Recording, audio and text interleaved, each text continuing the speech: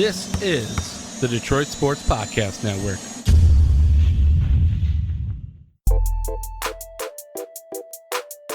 Back from the week off, and I actually have heard, well, I guess we could share it.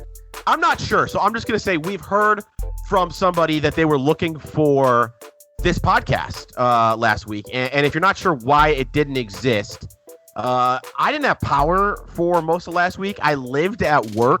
We're going to get very into that experience in segment 2. And today might be a little shorter. I could see segment 3 not being super long. But Stroz, I'm getting excited for Tigers baseball. And if we're being real, I don't think I could say that probably since 2016 at the most recent. And 2016 might be pushing it. I'm going to be curious to see why you're excited. Yeah, we'll get into that. And then to start it off, when we were planning this show, I'm going to be honest, Stroz, I was nicer in that text than I typed it up, and then I typed it to be a little bit nicer because I didn't want to, I don't know, I just wasn't in the mood to push your buttons over text that early. But I literally asked Stroz, what's pissed you off about the Lions in the last couple of weeks? Because something's always pissing him off about the Lions, and usually I don't think it's very serious. So I wanted to get to that. And his answer was basically nothing yet, but there are some concerns you have. And they're concerns I don't necessarily understand. So I'm going to allow you to try and explain them. And those concerns are related to the draft. And I think we've mostly agreed you want the Lions to go best player available. However, you have some exceptions. I do. And I think we both agree that best player available probably makes the most sense just because there's so many damn holes on this roster. But locally, there's been a bit of this groundswell for Kyle Pitts, the tight end out of Florida. And if you go tight end in the top 10 again, what'll that be? That'll be the second time in 3 years. Eber was top 10 too. Yeah, second time in 3 years. So you'll be like the only organization to ever do this 3 times, but you'll have done it twice in the last 3 years. I think I might lose my mind. On top of that, wide receiver is one of those positions for me where I think this team, in order to be successful going forward, I think you need lunch pail players. You need grunt guys. You need guys who are going to help strengthen your defense. You need guys who are going to be able to be on the field almost every single down and either have the ball in their hand or have that opportunity to get the ball in their hand. And I think if you go tight end or even wide receiver, what's the most receptions you can get as a tight end or a wide receiver in a game? Maybe 12 in the NFL. I mean, you get targeted 25 times, but you might only catch 12 of those. You know, I don't know if there is enough benefit to draft 7. I don't really understand the thought process there because how many times is a linebacker going to have the ball in their hands? How many times is a safety going to have their ball? They're not, but they can impact the game in much bigger ways. See, and I don't know that I agree with that. I understand the concern with tight end. And what I said to you via text is, as far as Kyle Pitts goes, I would be more scared than angry. There are a lot of people who are saying he might be a wide receiver more than a tight end. I mean, he's drawing comparisons to Calvin Johnson. So here's the thing. If you draft him at 7, he has to be Calvin Johnson. Well, hold on. There's no guarantee. That's a little bit dramatic. I do think he has to be something special. And I don't think my bar's that much lower than yours. But let's remember, Calvin Johnson, just now, first ballot Hall of Famer. And at wide receiver, that's really tough to do. Calvin Johnson maybe doesn't get the national recognition for this in the way he deserves it. But it's hard to argue he's not a top 5 all-time wide receiver. I do think you need to, I say you need to get Travis Kelce, Gronk, Kittle, and real quickly before you go off in another direction, that sounds similar to Calvin Johnson. Where that's different is that Calvin Johnson was an absolute freak at a position that's had absolute freaks for basically the modern history of the NFL. Tight end is new. To having Kittle and Kelce and Zach Ertz all in the game at the same time, that's not the way the NFL has ever looked before, but it's kind of a transition. But I'm saying, you need to be a top 5 tight end if you're drafted there. So that's why it's scary, because I say the same thing about TJ Hawkinson. If you take Kyle Pitts, they both need to be top 5 tight ends. But to be angry, I'm such a big believer in best available player that if he's the guy, the only position I would crush, period, is running back. And that's because one. Oh, you don't love them investing high round draft picks and running backs? High round draft picks is one thing. Top 7 is idiotic, especially when you're bad. Because the only case I will listen to for drafting a running back high is that they make a difference right away, right? Mm-hmm. This team doesn't need somebody to make a difference right away. This is where I can push back on you a little bit, because my whole thing is they need to be able to touch the ball a ton. Yeah, and I think that's dumb. Well, look, a running back can touch the ball up to 20, 30 times in a game. You're not going to run them 30 times in a game, but they could. I think there's a little bit more value on a running back being drafted that high just because of the volume of work that they see, whereas a tight end, you don't necessarily get that volume. Here's the thing. If you draft Kyle Pitts, he has to come into the league and be able to block for you. He has to be able to come into the league and get separation and catch balls for you. He has to be able to do a ton of things that I don't know if the value's there at 7. And that's my concern, right? When we talk about the draft, I think both of us, the one thing that we do agree on is that you always want value for wherever you're drafting at. And I just don't know if drafting a tight end for that case, a wide receiver, I really feel like wide receiver is a position that is essentially a dime a dozen. You can get good wide receivers later in the draft. I don't entirely disagree with you, but the gap between that statement at running back and receiver is dramatic. I also want to go back to running back for a second. You just kind of gave me the in. Who the hell's the good running back? Like the great running back that has a successful team? Christian McCaffrey, his team sucks. Ezekiel Elliott, his team sucks. Saquon Barkley, his team sucks. Dalvin Cook would be an example.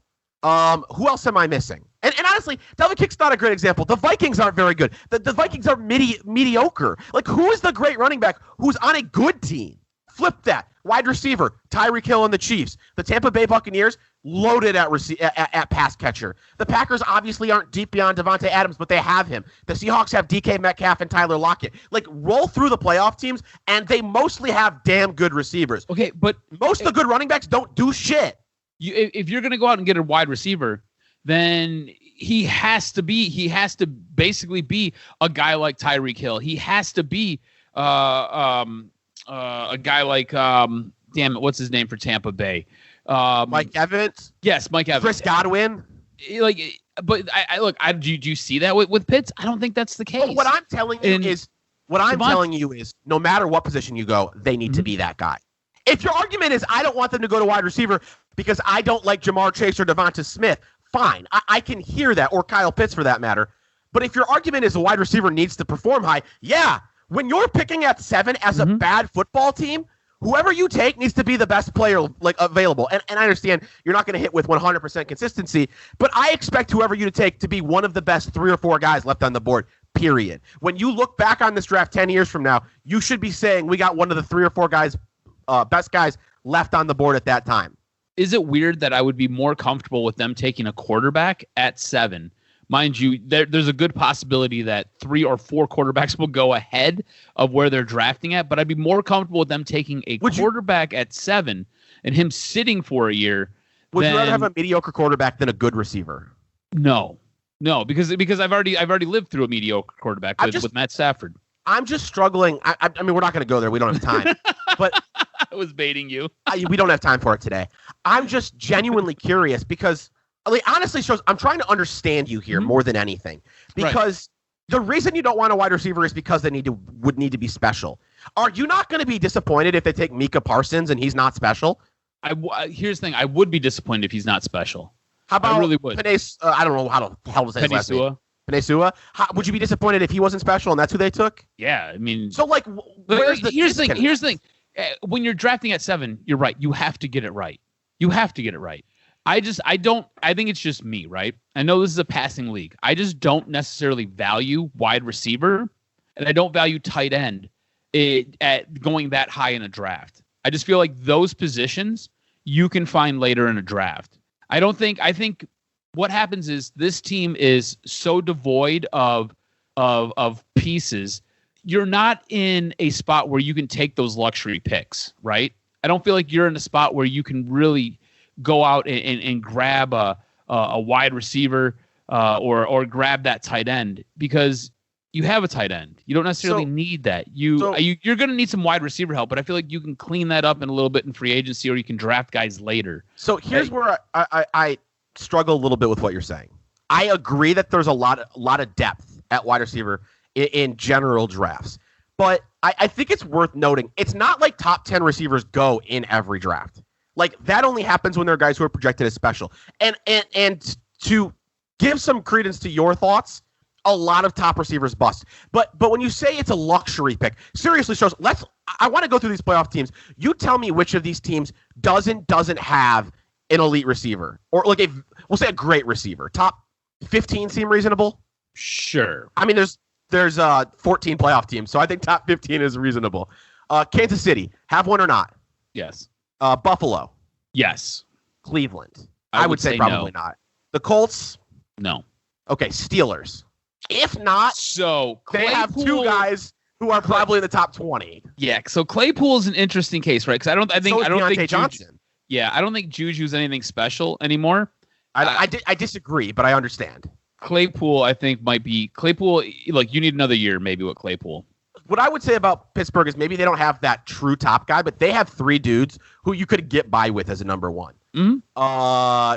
Tennessee, I would say absolutely. A.J. Brown's a freaking stud. Yeah, A.J. Brown is pretty great. I just don't feel like they utilize him enough. And Baltimore, no. So right now on the AFC, that's Tennessee, Kansas City, Buffalo at minimum. I count Pittsburgh. You decide how you feel about that. NFC, Green Bay. Yeah. Yes. New Orleans. He sucked this year, but the answer is yes. Yeah, Michael Thomas is Seattle. This is a no-brainer. Yeah, DK Metcalf, yeah, for sure. Chicago's an interesting one. Allen Robinson. So here's the thing. Allen Robinson's an interesting case because I don't think he's so weird, right? Because I watched him play in high school. I covered him in high school. And when I covered him in high school, I think a lot of the same things I think about him as an NFL player. I don't see that massive explosion that you usually get from guys, but he's just so damn consistent and he's so good. I think the numbers he's put up with exclusively Nick Foles, Mitch Trubisky, and Blake Bortles are impressive. I wouldn't have a problem with you saying no, but like it's similar to Pittsburgh. If you're saying no, it's not by much. Tampa Bay, no brainer. Yeah. Washington. Probably not, but Terry McLaurin's got a case. He needs a quarterback's what he needs. And then finally Los Angeles. There's a lot of these cases of teams. The teams that don't have the guy have some depth. Like Robert Woods and Cooper Kupp are both probably low end number ones, but both number ones. So what I'm saying this is my argument to everything that you just brought up though. All those guys that we just named, how many of those guys were taken in the top 10? Yeah, no, I'm not arguing. 3? I'm not arguing at all. I don't even know if it's that many, Stroz. I'm not arguing that there's depth at wide receiver in drafts. I agree with that. Receiver is a position. Kenny Golladay is a great receiver in the third round. Receiver is a position where you can find great talent later on in the draft. But my counter to that is there are positions that go in the top 10 every year. Quarterback will go into the top 10 every year. Offensive tackle will probably go in the top 10 every year. I don't actually know if there's anything else. I would venture to guess linebacker probably goes in the top 10 more often than not. Wide receiver isn't like that. Let me pull up real quickly. We'll start moving on to me surviving a winter storm in Houston here in a moment. But I want to look up the recent top 10 NFL receivers. I don't remember where DK was taken.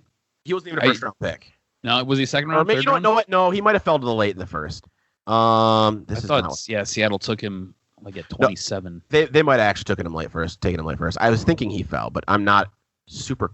I'm struggling to get this right now. I know I looked at it earlier. It's a very tumultuous spot to take a wide receiver. Mm-hmm. So to 2020, 0 top 10 receivers. 2019, 0 top 10 receivers. 2018, 0 top 10 receivers. 2017, absolute disaster at top 10. Corey Davis, Mike Williams, John Ross. 2016, 0 top 10 wide receivers. 2015, Amari Cooper, very close on whether or not you would say it was worth it. Kevin White, absolute dumpster fire. 2014, Mike Evans and Sammy Watkins, both top 10. Mike Evans, clearly worth it. Sammy Watkins, not, but I wonder how much of that is the injuries he's had in his career. 2013, Tavon Austin. Mess. 2012, only Justin Blackmon. Justin Blackmon, I unfortunately, I'm going to call that a we'll never know, because that dude was a freak, but he just couldn't stay out of trouble. And 11, probably the best top 10 receiver draft in a long time, Julio Jones and AJ Green. So the point I was trying to make, there's a lot of misses there, but guys don't go in the top 10 at receiver very often. If they do, the expectations are you're special. And look, here's the thing. Looking at these wide receivers, I don't know if we're going to get a Mike Evans. I don't know if we're going to get a Calvin Johnson lookalike. You know, I don't think anybody out there is going to be like Tyreek Hill. Tyreek Hill is pretty special the way Tyreek Hill is. So I just don't know. And that's my concern. And go ahead. Well, I was going to say, and that's where, if your concern is the specific players, I don't have an issue with it. But what you said to me is those positions would piss you off. And to me, that's like saying it would piss me off if the Lions take a guard in the top 10. Well, yeah, there's not a guard that's projected to go in the top 10. Is your problem the guys who are projected there, or is your problem the position? Because as far as the position's concerned, anything but running back, I'm willing to give it a shot. It's, for me, again, just kind of looking at this team and what they need, I can't justify spending that type of value on a position where you went all the way back, 10 years, right?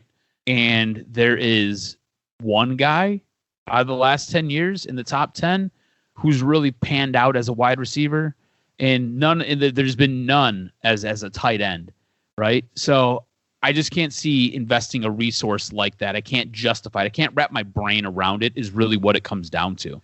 Whereas I think you can go and you can invest that resource in a guy who's going to clog up the middle on your defensive line, or a guy who's going to get to the quarterback. Who are you taking in the top 10 on the defensive line? Kwity Paye's the only one I'm even seeing there, and he's an edge. I don't know who. I'm just saying I could see you spending that resource there. I wasn't going to give you a name. Well, here's the problem. Let me give you a name next week. My absolute dream pick at 7 is a superstar defensive tackle.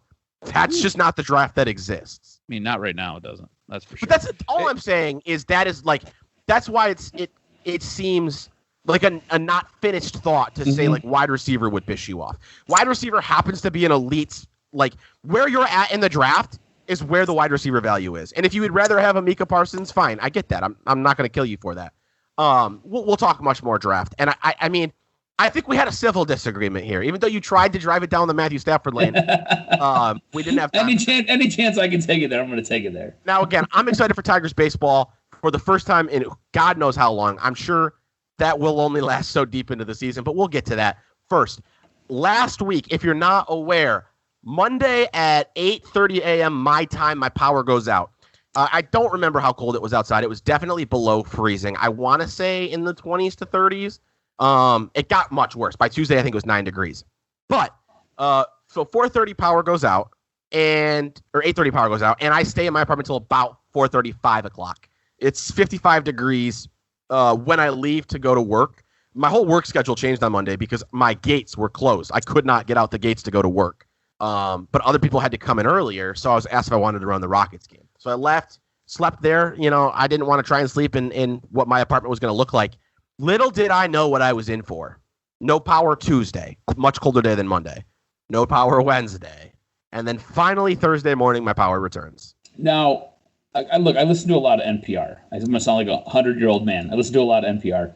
And basically the week that this happened, like NPR had quite a few people on. And once you guys got power back down there, quite a few people came on to kind of talk about different journalists, different people talking about everything that went on. I need to understand. And again, this is me living in the North, and we have all 4 seasons. We're generally prepared for all 4 seasons. I get it. In the South, you guys don't see snow. I say you guys like you never lived here before. But I get it. Like people in the South don't live here. So or they don't deal with this type of weather. It's so like, not your fault, and I don't like. I want to preface this way. I may sound very annoyed at you here, and I want to explain it's not your fault. This is a problem with me, not with you. But after what I went through last week, I'm very triggered when I hear people talk about snow and Texas not being able to handle snow. Now, different parts of Texas face different issues. There are parts of Texas that had snow issues. Right. Stroz, I know it's not where you meant. I just want to go there. No. I wasn't even going with the snow. I was driving to a bigger That's picture fine. here. That's okay, Stroz. I'm going to let you go where you want to go in a second, but like you said, you wanted this to kind of be a back and forth. And like, I just want to share this real quickly. So it may not have been your intention, but I got a lot of text, which by the way, a ton of people texted me on like Friday and Saturday, which like I appreciate them reaching out. But by Friday, things were starting to get pretty back to normal. I saw and read so many things about snow, and that's because some parts of Texas had snow. But like, I don't even think we had an inch of snow. Our problem in Houston spanned from pretty much exclusively cold. How cold did it get? Let me ask that before I go where I want to go. I mean, I think 9 was the lowest it got at all. I want to say Monday they recorded the coldest temperature in Houston since 1980. Holy cow.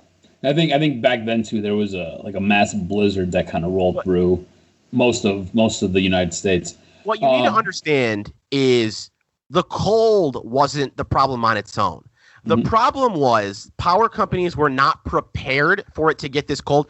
And I swear to God, I try not to get into politics in this.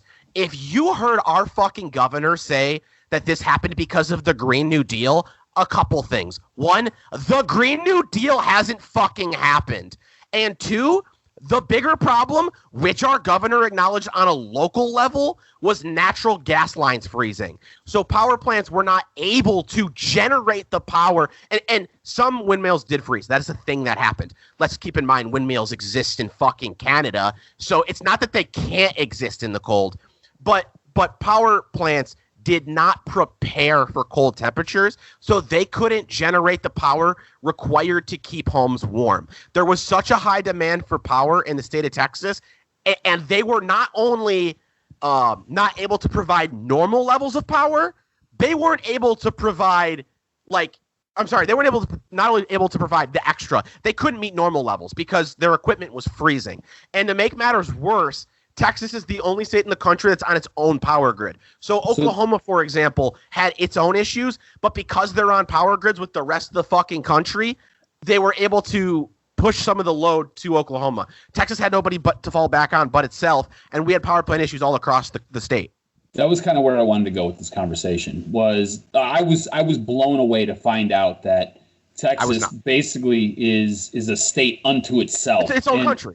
And yeah, they love it. It's bananas to me. Well, we'll discuss who they is. I mean, I don't remember who it was. Some state representative asshole said Texans would rather freeze their asses off for days without power than have the federal government regulate the power grid.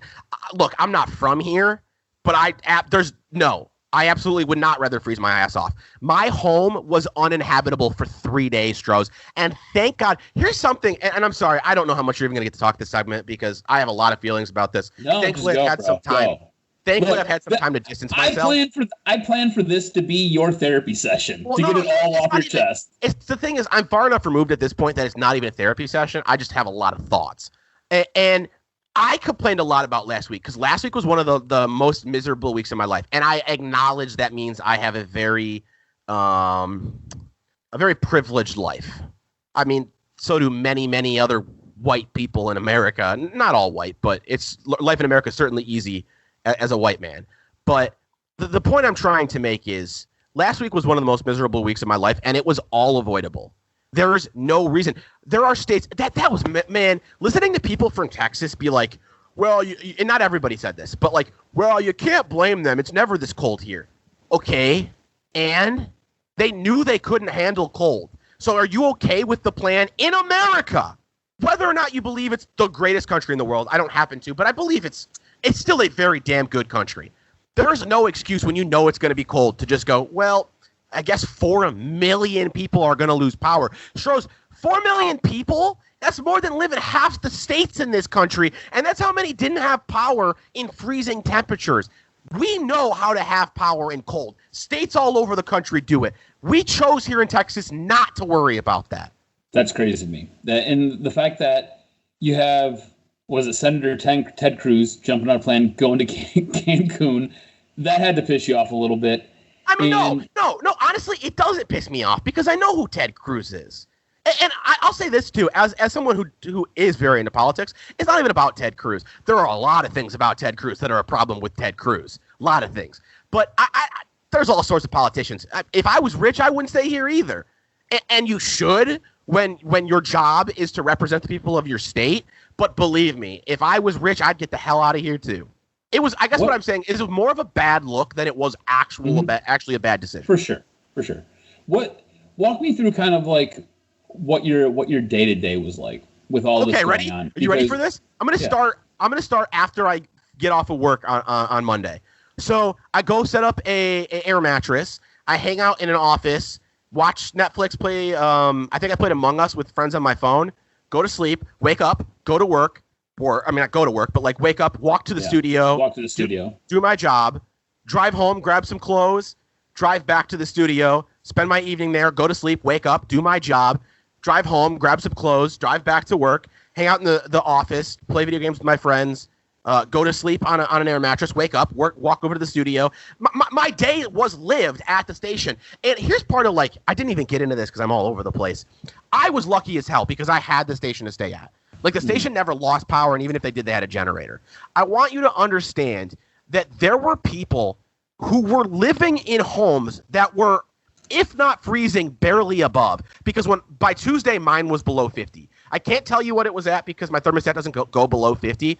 But by Tuesday, my place was below 50, and you couldn't tell the difference when you opened the door to come inside. You couldn't tell the difference between in my apartment and outside because homes here are not meant to keep heat in. They're meant to keep cool air in. So it's not even like not having power in Michigan in 20-degree weather. It's different. It's worse. So you had people who were sitting at home, and when I got power back, I want to say, when I went to bed on Wednesday night, there were still over 1 million people in Texas without power. I'm talking 1 million people who were living in homes that were freezing from Monday at as early as 2 a.m. to as late as Thursday morning. And those people, they didn't have power, but good luck eating. And this got a little bit better as the days went on. But on Monday, Stroz, you couldn't find a restaurant that was open. You couldn't find a fast food place that was open. You couldn't find a grocery store that was open. You couldn't find a gas station that was open. You couldn't find a drugstore that was open. Nothing was open because nobody had power. The world shut down. And even on Tuesday, it got a little bit better. But driving home on Tuesday to grab some clothes, I drove by a road that has a bunch of fast food just to see if any of it was open. There was one place open. There's a Wendy's, a Taco Bell, a Burger King, and McDonald's all right in a row. Only the McDonald's was open. This is going to sound like hyperbole, but I mean it with full sincerity. There were at least 30 to 40 cars in the drive-thru. At least. The entire right lane of a main road was the drive-thru to a McDonald's. And 30 to 40 is probably being conservative, not exaggerating. I mean, it makes sense. There's not a whole lot you can really do and then, at this point. By Wednesday, the city of Houston is under a boil water advisory, and nobody's got fucking power. So you're telling people who, by the way, a lot of these people don't have water. A lot of, I thankfully kept water. I didn't have warm water, obviously, because I didn't have power. But, a lot of people lost water, too, because their pipes froze. And you're telling these people, hey, if you're lucky enough to get water out of your pipes, you can't drink it. And you can't go buy bottled water because everywhere's closed. That was where I wanted to kind of transition this to was, so you can't take a shower if you do have water. There's a good possibility that you don't because everything is frozen. And the water that does come out, there's a good possibility that it's contaminated. And now the water that is coming out, it's like a vicious circle. And you can't boil it because you don't have power. So unless you're starting a trash can fire in the middle of your home, you're kind of effed. And then moving on it's absolutely nuts, man. Even as things got better, people had pipes bursting, and people have their I know people who had to leave. Thankfully, I mean, this isn't the weird way to put it. Lots of people had pipes burst in homes. I don't know anyone who had their pipe burst in a house that I'm aware of, but I know people who had to completely ditch their apartment. Their apartment was flooded, and they had to leave. Did anything crazy happen with your apartment or with any of your belongings? Now, when the temperature drops below 9 degrees, sometimes your electronics don't want to come back up and work again. No, I've not had any issues with that, thankfully. I was concerned about that. Nothing with pipes? No, my pipes. So I do have one spot on my wall that I'm a little curious about because behind my shower. So my showers line up against my closet. And along the wall where the shower is in my closet, there's a bunch of spots protruding out of the wall, which didn't used to be that way. And I think what happened is I think the pipe did expand, but I got lucky enough that it didn't burst. That is my belief. That's what it sounds like happened. That is so you have I'm assuming you have a front office. You might want to let them know. It's like when you go to leave, you don't get hit with that bill. But well, actually, they're coming to inspect. I didn't even think about that till now. Yeah. But I got an email that they're coming to inspect tomorrow, and I bet that has a lot to do with it. They want to get a survey of how things are looking. All the damage.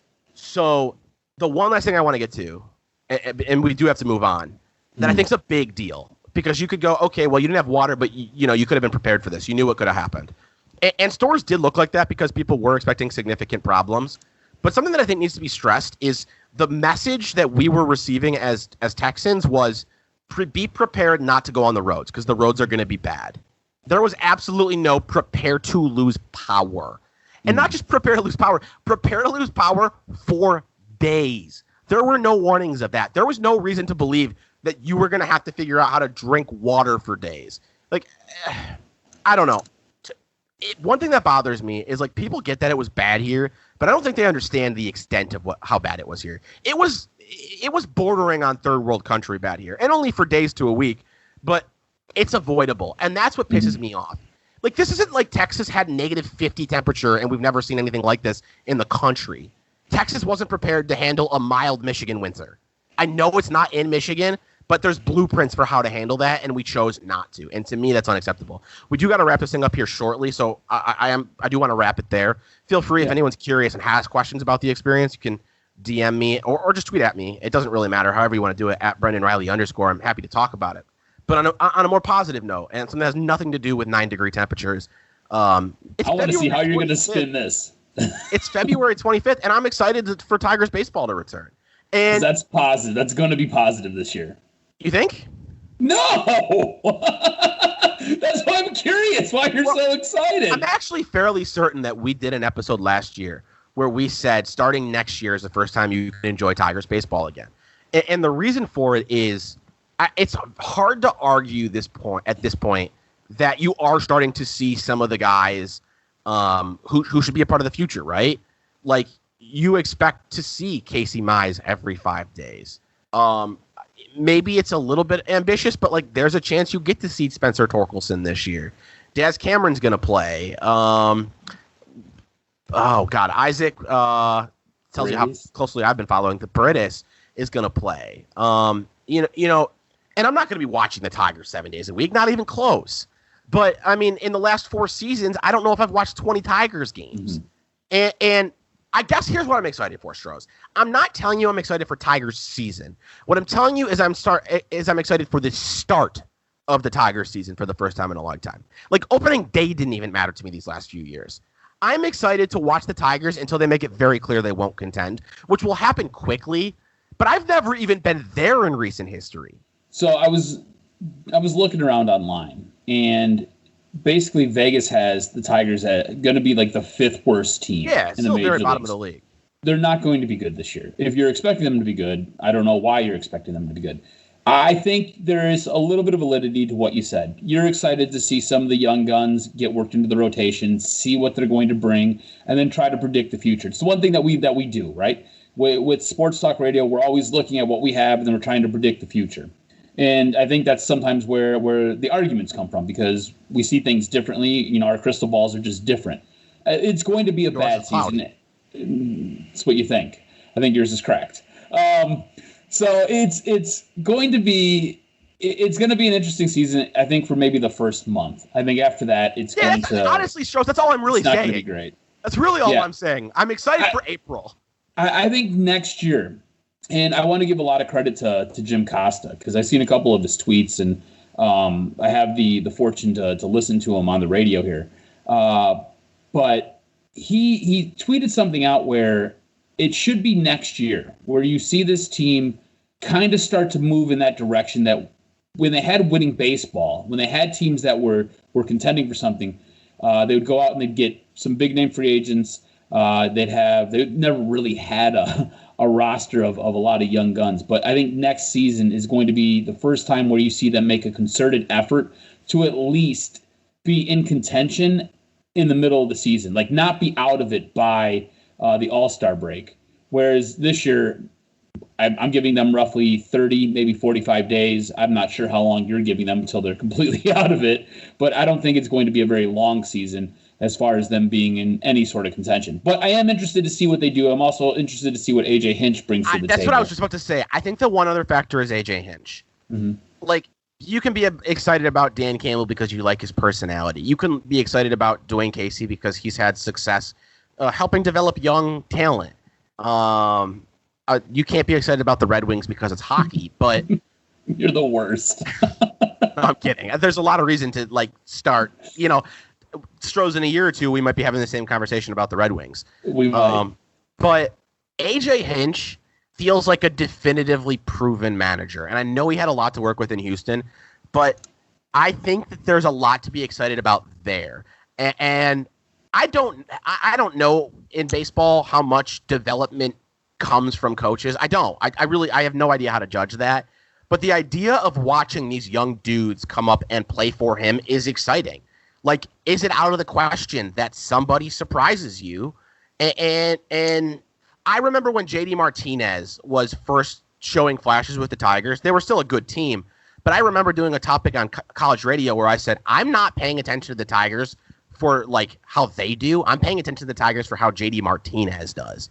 And I don't think it's out of the question you get a young dude who you feel that way about, where you go, you know what? I don't care about this team, but this guy looks like he could be special. Yeah, and I think the way it's going to kind of set up, right? You have AJ Hinch, and AJ Hinch, I think, walks into a situation in Detroit that is very, very, very similar to what he had when he was in Houston. A lot of young talent, a lot of high draft picks. A couple of veterans who are decent. Miguel Cabrera still going to be a big bat in this lineup. Probably the only proven bat in this lineup. So I think it's going to be interesting to see how he manages this, how he puts these guys in position to try to win games and to really try to develop them. And I think going into this year, I think the one thing that you probably should take away from it is this is a developmental year. AJ Hinch knows that. It's not, he's basically been on record of saying it's not really about wins and losses this year. It's about getting these guys to show up, perform, watching them develop and get better. And I think that's, if you're a Tigers fan, that's what you should really be watching for. What I think is exciting about that is he also knows that he's not nobody ever wants to be hired to be a transitional guy where he helps you get closer, but ultimately somebody else takes over. But AJ Hinch knows that's not why he's being brought in. He knows, despite the fact that this year is not about winning now, he knows that the expectation of him is to win a World Series. And so the thought that, this is a dude who understands to develop now, but things you don't get 5 years to develop. That's exciting. The thought process that you have a guy who plays who's, I don't know that you've had a manager in place who's, the expectations you had of him were to win a World Series since Jim Leland. You could argue that year one of Brad Ausmus was that, but I think once they got swept in year one of Brad Ausmus, that was no longer the expectation for him. That's a really interesting thing I hadn't thought too deeply about. AJ Hinch is the first Tigers manager who, going into his job, I expect World Series or bust, and if he doesn't get there, he is a failure. Not this year, but while he's here. I didn't think that about Gardenhire. I didn't really think that about Brad Ausmus. Jim Leland was the last one I felt that way about. Wow. That is, I don't want to say it's a hot take, but that is a strong take for sure. There was only 1 year of Brad Ausmus where you felt like he was worth anything. No, I know, I get that. But and you also knew they were on a decline. But where they're at in this rebuild, you have no idea what you really have here, right? You have no idea what Casey Mize is. You have no idea what Tarek Skubal is. You have no idea if Matt Manning's going to make the roster. Torkelson is he's got a busted up finger, so he's not even going to be able to participate in some of the spring training games. So for you to come out and say that with this team, but where they're at right now, you're thinking it's hot, but tell me I'm wrong. I don't have the anticipation of him winning a World Series right now. Is AJ? I don't think you hire a former World Series champion with any expectations but to win a World Series. I understand. I think I might feel that they're a little bit further away in this rebuild. I'm not even saying the window's less than 5 years. I'm not saying you're anywhere near it. What I am saying is it's like you have the rookie quarterback. Mm-hmm. You have when you draft the rookie quarterback, your expectations is he's there for the future. He's there to be the staple of your franchise. I am saying beyond a shadow of a doubt, he could fail, but beyond a shadow of a doubt, you have a piece who the intentions are he is the core. He is a piece of the core for a championship. And you have not had that since when? So when you put it like that, I agree with you, right? I think that's he the is point I'm trying to make. Yeah, I think you're right there. But man, here's the thing: looking at how the manager position for the Tigers has played out the last couple of years, I think they're at least 5 years away. And right? maybe they are. So does he get 5 years though? I don't know. I don't know if he gets 5 years. There's so much that needs to what does 5 years mean? Throw away this year. This year doesn't count. If they contend for the playoffs next year but miss, is he going to get fired? Probably not. If they make it but lose in the first round in year 3, is he going to get fired? Probably not. If they make it to the ALCS but lose in year 4, is he going to get fired? 5 years is you get 5 years, yes. Mm-hmm. If you do enough before that. You don't get a blank slate 5 years. All I'm trying to say is, seriously, who's the last piece the Tigers had where you said, yes, this guy is a piece of a core of what we plan to be the next World Series? I think it was probably David Price when he was brought in, because your pitching rotation was sick. What was that when you got him? Back in 2000? Yeah, well, he was like that first piece. You're like, oh, okay, cool. Well, we've got a guy. But you looked at him and said, this is a staple for years to come. Mm-hmm. Maybe there was a time when people thought that about Michael Fulmer. Isn't that weird though? When you look at you're looking at your manager as that. I'm just telling you have your quarterback. That's all I'm saying. And no, I don't think it is. I really do. I mean, it's not. I would say you'd much rather have that guy be a superstar third baseman or a superstar pitcher. Baseball's a weird sport, man. Where like you were saying, I don't know really how to quantify what a baseball manager actually does besides set the lineup. But for the first time, you have that guy who you look at him and say, yeah, the plan is for him to be a part of a championship. Mm. You most of this roster for the last few years has been filled with guys who you knew were rentals. And you knew damn well Rod Gardner was never winning a World Series here. If you thought that, man, whoo, you are the eternal optimist if you thought Rod Gardner was going to be a part of a World Series. It's just exciting to think that, let's say the Tigers win a World Series in the next 7 to 8 years. You might have pieces on the team now that are a part of that. And I wouldn't have said that 5 years ago. That's true. No, you're right. You wouldn't have said that 5 years ago. Let's wrap that up. It's been a good show, Stroz. Glad to get back at it after a week off. I couldn't do it last Thursday. I'm glad you got heat. I'm glad you're sitting in your apartment. I can see the background. I see your fan. The basic first world amenities of life. Yes. I'm glad you're much